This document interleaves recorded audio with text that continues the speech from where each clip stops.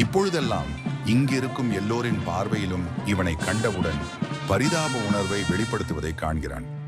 பார்த்துட்டு போகட்டும், இதுவரை முரடன், கொலைகாரன், முட்டாள், இப்படி எத்தனை எத்தனை பேச்சு பேசியிருக்கிறார்கள். இப்பொழுது மட்டும் என்ன பெரிய பரிதாபம்! கோபம் கோபமாக வந்தது. பக்கத்தில் இருந்த சிறிய நாற்காலியை எட்டி உதைத்தான். அருகில் இருந்தவன் முறைத்தான். இருந்தாலும் சட்டென ஒரு பரிதாப பார்வையுடன் அங்கிருந்து நகர்ந்து விட்டான். அவன் இவனை எதிர்த்திருந்தால் கூட கண்டு கொண்டிருக்க மாட்டான். இப்படி பரிதாபமாய் பார்த்து சென்றதுதான் இன்னும் இவன் கோபத்தை அதிகப்படுத்தியது. உருமினான், எவனாவது கையில் சிக்கட்டும். பாபு, பாபு! பக்கத்து கரைக்காரன் எதிரில் நின்று கொண்டிருந்தான். இந்தா, உனக்கு கடுதாசி வந்திருக்கு. அருகில் வர பயந்து அங்கிருந்தே தூக்கி போட்டான். கடுதாசியா? எனக்கா? எனக்கு யாரு கடுதாசி போடுறது? அந்த கோபத்திலும் வியப்புடன் கீழே கிடந்த கடுதாசியை உற்று பார்த்தான் பாபு. அழகாக கொட்டை எழுத்தில் அச்சில் வார்த்தது போல் எழுதியிருந்தது. சட்டென ஆவலாய் அதை எடுத்து பார்த்தான். எனக்கு கடுதாசி? அதுவும் எனக்கு. யார் இருக்கிறார்கள் எனக்கு கடுதாசி போட?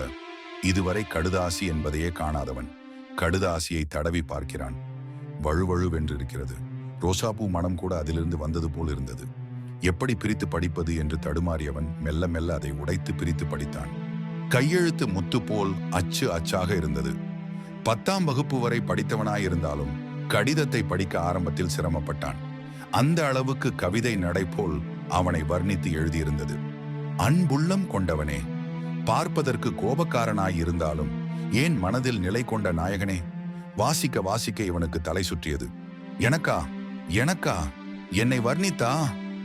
தினமும் உங்களை தோட்டத்து வழியாக செல்லும் பொழுது என்னை கவனிப்பீர்களா என்று திரும்பி திரும்பி பார்த்து செல்வேன். ஆனால் நீங்களோ வெறி பிடித்தது போல் மண்ணை கொத்திக் கொண்டிருப்பீர்கள். ஏன் இப்படி இருக்கிறீர்கள் என்று எண்ணியபடியே செல்வேன். என்றாவது உங்களை சந்தோஷமான முகத்துடன் பார்க்க முடியுமா என்று ஏங்கியும் அங்கிருந்து சென்றிருக்கிறேன். இப்படி ஏங்கி ஏங்கி இதோ இந்த கடிதத்தை நீங்கள் என்ன நினைப்பீர்களோ எனும் பயத்தில் எழுதிவிட்டேன். உங்களுக்கு என்னை பார்க்க இல்லை என்றால், உங்களின் மகிழ்ச்சியான முகத்தை நான் பார்க்க வேண்டும் என்றால், என் முகவரிக்கு உங்கள் கையால் ஒரு கடிதத்தை எதிர்பார்க்கும் எனக்கு இந்த பாக்கியம் பெற்றவளா இல்லையா என்பது உங்கள் கடிதம்தான் தீர்மானிக்கும். அன்பு அமுதா. அழகான கையெழுத்தாய் முத்து முத்தாய் இருந்தது. நம்பிக்கை இல்லாமல் முகவரி பக்கம் பார்த்தான். அச்செழுத்தில் அமுதா, எண் 44, ரோஜா தோட்டம் என்று முகவரி தெளிவாக எழுதப்பட்டிருந்தது. சந்தேகமில்லை, யாரோ ஒரு பெண் தினமும் என்னை கவனித்துக் கொண்டிருக்கிறாள். நான் தான் அவளை கண்டுகொள்ளாமல் இருந்திருக்கிறேன். மனம் பரபரத்தது. அதுவரை மனதுக்குள் இருந்த வெறி, எல்லோரையும் பழி வாங்க துடித்த எண்ணமெல்லாம் கரைவது போல் இருந்தது. ஆட ஷே, எனக்காக ஒரு பெண்! முருகா, முருகா என கத்தினான். பக்கத்து அரை முருகன் எட்டி பார்த்தான். என்ன பாபு, ஏன் கத்துற? முருகா, நீ ஒருத்தன் எனக்கு உதவி பண்ணுவ. என்ன திடீர்னு என்ன கூப்பிட்டு ஐஸ் வைக்கிற? அதுக்கில்ல நெளிந்தான். அட பாபு, உனக்கு வெட்கப்படக்கூட தெரியுமா? முருகா, எனக்கு ஒரு கடுதாசி எழுதணும். கடுதாசியா? உனக்கு யாரு இருக்க? கடுதாசி எல்லாம் எழுதுறேங்கிற? அதை பத்தி உனக்கு என்ன? உங்களுக்கு மட்டும்தான் எல்லாம் இருப்பாங்களா? இல்ல இல்ல, கோச்சிக்காத. இப்ப என்ன, உனக்கு ஒரு லெட்டர் வாங்கிட்டு வரணும், அவ்வளவுதானே? கொஞ்சம் பொறு, வாங்கிட்டு வரேன். அப்படியே பேனா? அட், பேனா வேற கேட்கிற? எழுத தெரியுமா உனக்கு? போடா. முருகன் சிரித்தபடியே ஓடுகிறான். என்ன எழுதுவது? எழுதணும் என்று தூண்டிய மனம் என்ன எழுதுவது என்று புரியாமல் திகைத்தது. சட்டென எல்லாவற்றையும் மூடி வைத்து, வேண்டாம், எதுவும் வேண்டாம் என்று அப்படியே உட்கார்ந்தான். மனம் கேட்காமல் அடம் பிடித்தது. பாவம், தினம் தினம் என்னை தாண்டி சென்று கொண்டிருக்கிறாள். நான் அவளை திரும்பி பார்ப்பேனா என்று ஏங்கி இருக்கிறாள். அவளை ஏமாற்ற முடியுமா? ஐயோ, விக்கி விக்கி அழுதான். கடவுளே, எனக்கு இன்று பார்த்து இப்படி ஒரு கடிதம் வரணுமா? தலையில் அடித்து அழுதான். சட்டென கண்ணை துடைத்து, என்னவானாலும் சரி, அந்த பெண்ணை சாந்தப்படுத்தவாவது கடிதம் எழுதப் போகிறேன்.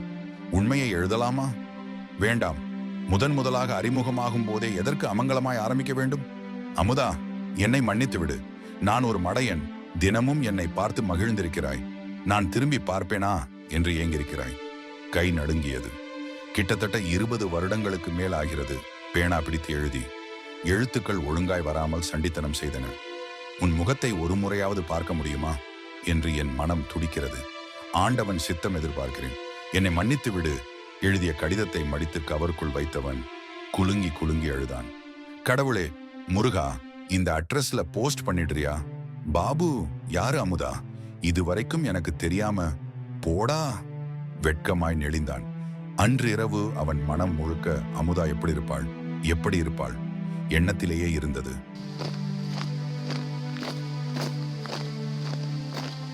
காலை அவனது அறையின் கம்பிகள் தட்டப்பட்டது. இரவு முழுக்க அமுதாவின் நினைவில் அழுந்தி இருந்ததால் சட்டென விழித்துக் கொண்டான். எந்திரிச்சு வாப்பா, நேரமாகுது. ஓ, இன்னைக்கா? தடுமாற்றத்துடன் வெளியே வந்தான். விரைப்பான சீருடையில் இருந்த 4-5 காவலர்களுடன் கூட்டி செல்லப்பட்டான். பாபு, டாக்டர் ஒன்ன செக் பண்ணுவாரு என்று காவலர் ஒருவர் சொல்ல, பாபுவுக்கு அதை பற்றி எந்த எண்ணமும் இல்லாமல் அவன் கவலையெல்லாம் அமுதா அமுதா என்றே இருந்தது. விடியல் புலர்ந்த அந்த காலை பொழுதில் பாபுவை தூக்கிலிட்டு முடித்த காவல்துறை அவனது உடலை யாரிடம் ஒப்படைப்பது என்று யோசித்து கடைசியில் அனாதை என்று காரியங்களை முடித்து வைத்தார்கள்.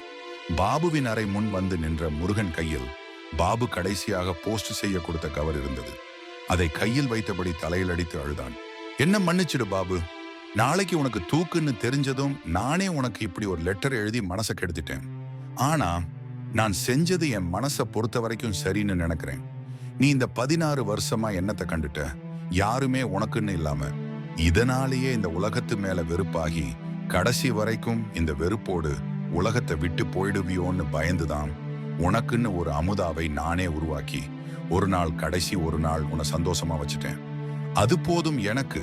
கண்களை துடைத்தபடி வார்டனின் விசில் சத்தத்தால் மைதானத்தை நோக்கி ஓடினான் கைதியான முருகன்.